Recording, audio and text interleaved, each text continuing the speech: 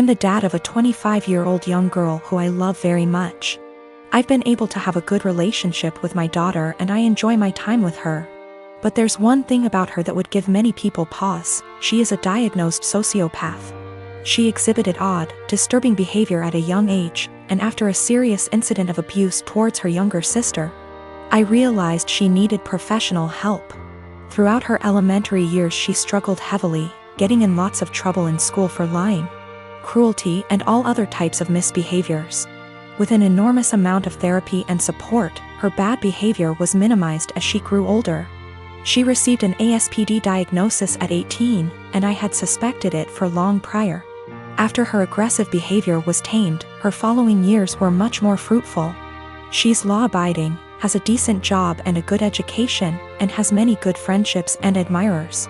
Especially male admirers. She is very, very charming and adept at attracting guys and maintaining their interest. She uses that old dating guide, The Rules, like a Bible. She currently has a boyfriend of about a year and a half who's crazy about her, and who I have a very strong relationship with. We live in the same area and spend time together regularly. He is a great guy, very kind, funny and intelligent. But I doubt she loves him. We've had some very honest, in-depth discussions about her mental health since her diagnosis. And she's been open with me that she doesn't feel love or empathy towards anyone, even family. When she acted very sad and broken up over the death of one of her closest friends at the funeral, she confessed to me privately that it was all a put-on, and that she felt pretty neutral about the whole thing. She has also stated she has never once felt guilty about anything she's ever done, and doesn't know what guilt feels like. While she enjoys being around her boyfriend and is sexually attracted to him, I highly doubt she feels much of anything towards him love-wise. Her boyfriend, who might propose soon, has no idea about her diagnosis. And she's been very upfront with me that she has no plans to ever tell him, thinking it'll scare him away. I've made it clear to her that she needs to tell him the truth before they marry. That he has the right to know and consider it, or I will, to which she always responds, "I know you wouldn't dare."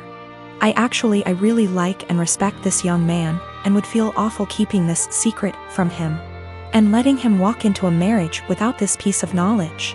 I'm not trying to sabotage my daughter's future. Maybe her boyfriend's love of her personality and other aspects is enough that it won't end the relationship. It's his decision to make, but he deserves all the facts. Someday he's bound to find out she's a bit off. It can't be kept a secret forever. My brother and I do not get on. When we were younger, he'd go out of his way to make my life a living hell. To my parents' credit, they did tell him off for it when they caught him, but they both worked long hours and didn't have the energy to deal with our arguments. This continued into adulthood. He was salty that he failed his college course the first time around. There was a bad argument in our family a while ago, and it all started because I refused to decorate my brother's living room.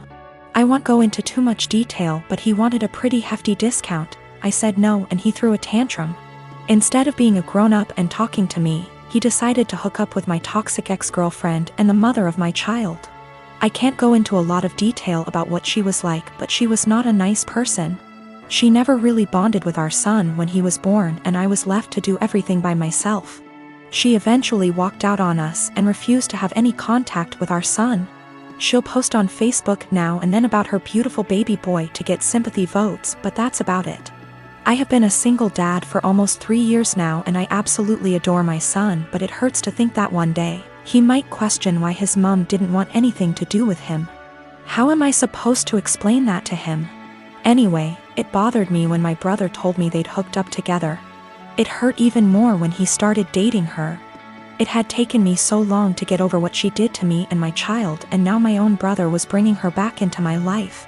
Yesterday we had a family video call. Parents are high risk and we're not taking any chances. When my brother decided to announce that he and my ex were expecting, I just froze. I didn't know what to do or think. I could feel myself starting to cry a little bit, and it got a bit harder to breathe. Eventually, I decided to just congratulate them and then made up some lie about needing to put my son down for a nap and left. I received a bunch of messages from my brother and his GF telling me that I stole their thunder. After I left, my parents and some other family members started worrying if I was okay, and not really focusing on their news. My uncle told me that I should have just been a man and stuck it out instead of making excuses to get out of it. After all, it was expected that our kids would be raised around each other.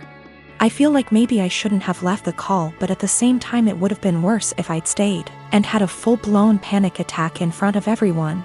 Some of the family members are split and have argued that I won't be able to avoid my brother and his family forever, but others believe I was in the right to leave that situation. I don't know what to think. My parents aren't happy, but they don't have the energy to deal with all the hassle my brother would cause. They actually cut him off for a little while when he started dating my ex, but he phoned them constantly and, again, can't go into much detail, but he said he'd do something not so good. They keep him at arm's length, but I have told them not to cut contact because of me. If they want to cut contact on their own accord, then that's fine, but I do not want to be the reason that they have to deal with his tantrums. The rest of the family, for the most part, weren't happy about it but accepted it, or pretended to. When they started getting a bit more serious, my uncle, who told me to be a man, thought it was funny. That's just the kind of person he is. Not for my sake, but for the sake of my son. I don't want to put him through all that. Since my wife and I got married 3 years ago, things have been off. I know that people grow and change with time, but around our wedding, my wife changed drastically. She bleached her dark brown hair blonde right before the ceremony. And I honestly thought I was in the wrong church for a split second when she came down the aisle. We moved into our house right after the honeymoon, and she went into full domestic mode. We'd shared cleaning duties before, but once we moved into the house, she became insistent on doing everything before I could even get to it. Since this is our first house, I thought it was some kind of homeowner nesting thing, but it never stopped. Her hair color is none of my business, and I think most people would be happy not to have to clean. So I honestly didn't really think much of either of those things at the time. The big thing has always been how closed off she got after the wedding. When we were dating, she'd tell me long rambling stories about her feelings and rant to me when she was upset and all that. And I liked hearing about what was going on inside her head. After the wedding, that stopped pretty abruptly. If I ask her how her day is, she will only ever tell me that it was fine or super. She doesn't talk to me about her feelings anymore, ever, even when I explicitly ask, "How do you feel about X?" She also stopped telling me about anything important that happened to her. About a year after we got married, her grandfather died. Did she tell me she'd lost her grandfather? No. She told me that she had to go to a conference for work on the other side of the country, which I thought nothing of. On the second day she was gone. Her older brother texted me to tell me that my in-laws had really missed seeing me at the funeral. When I called her to ask why in the ever-loving hell she didn't tell me, and then lied about it, all she would say was, "I didn't want to trouble you. You have a lot on your plate." After that, she went on a couple of spontaneous family trips. She's really close to her family, so the first time she said she was going camping with her brother at their alma mater. I didn't think a lot of it other than to be slightly disappointed and confused that I wasn't invited, because her brother's cool and the three of us go camping together a lot. But the second time, I started hearing alarm bells. I'd like to say I'm a more secure man, but after the second spontaneous family trip, my wheels started spinning and I started to think that maybe she was cheating. This was a weird insecurity in the back of my mind for a while, since she wasn't showing any other big signs of cheating. She wasn't guarded about her phone and hadn't changed her routine / appearance. A few weeks ago, she told me she was pregnant. I was over the moon about it until I asked her how many weeks along she was, and she nonchalantly said about 12 or 13. She'd been pregnant for like 3 months before she even bothered to tell me. She's not really showing at all, and she doesn't usually drink, so I had been completely in the bloody dark. I honestly hadn't even suspected. That was kind of it for me. I was sure she was cheating, and that it wasn't my kid. I thought there was no possible way that a woman would keep her pregnancy a secret from her husband for 3 months. So I snooped. Yes, I know I was wrong, but I wanted proof that she'd been having an affair before I moved out. One of my best buddies from college is a divorce attorney, and when I asked him what I should do, he sent me the info for a key logger. I installed it on my wife's laptop and was prepared for the worst. Now, I feel like what I found is somehow worse than her cheating. I didn't find any steamy messages, but I found out that she keeps a diary in a Word document that she writes in every day. I know I should have just stopped once I knew she wasn't cheating, but once I saw my name in her diary, I couldn't stop. I read all of it. All 7 separate documents, going back to way before we'd even met. Turns out she's not cheating. She's depressed, hates herself, and has absolutely no trust in me. All of the stuff I've been confused and bothered by has some kind of sad, self-loathing explanation. She hates having blonde hair, but she writes, I know he'd divorce me if I went back to being a brunette. Because wives are supposed to be blonde almost every week. The wives are supposed to be thing is tangled up in everything. She thinks wives are supposed to be quiet, which is why she doesn't talk to me anymore. She thinks wives are supposed to make things easier for their husbands, not harder. Which is why she didn't tell me when her grandfather died. It just goes on and on and on. She didn't tell me when she got a huge promotion and a raise because he'd leave me in a heartbeat if he knew I made more money than he does. Men can't handle that. It hurt to know that she thinks of me as some kind of one-dimensional 1950s husband. And I've been racking my brain to think of anything I could have done to make her think this way. What I can't handle is that she'd lied about the big stuff. I honestly don't know if I can forgive her for not telling me about the miscarriages. The spontaneous family trips were actually her miscarrying 2 of our children, one at 5 weeks, the other at about 10. She went and stayed with her parents while she was recuperating, and her brother and sister came to support her.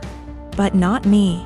I didn't get to be there for her, because she thinks I would leave her immediately if I knew that she'd killed our children. She's convinced that she caused both miscarriages because she smoked pot for a long time before we got married. For what it's worth, it sounds like her family tried both times to get her to tell me, but she wouldn't. She finally told me about this pregnancy because her parents threatened to tell me she didn't. I'm just absolutely confused. I don't even know what to think right now. I'm just so baffled because everything she says about me in her diary is insanely nice. She goes on for pages and pages about how much she loves me and how she thinks I'm her soulmate and how she would do anything for me.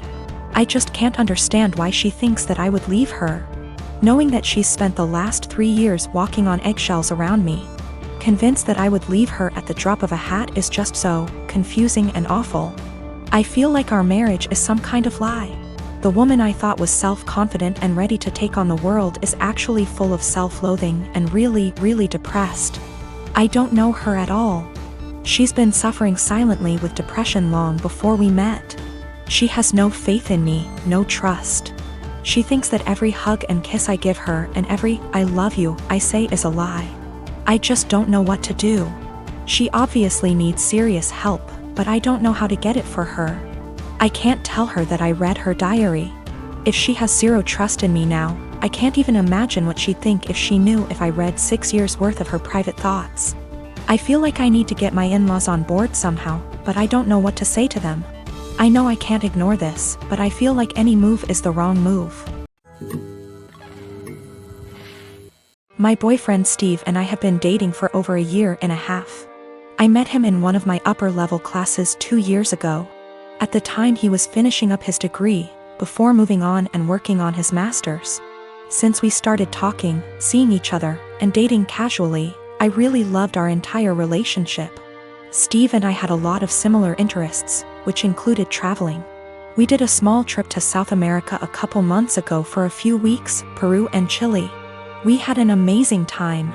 It was once we got back from our trip that I saw our relationship in a whole different way. We traveled well together, and bonded in a new way. I knew I was in a great relationship. I thought we had a great relationship until I got some news a few days ago.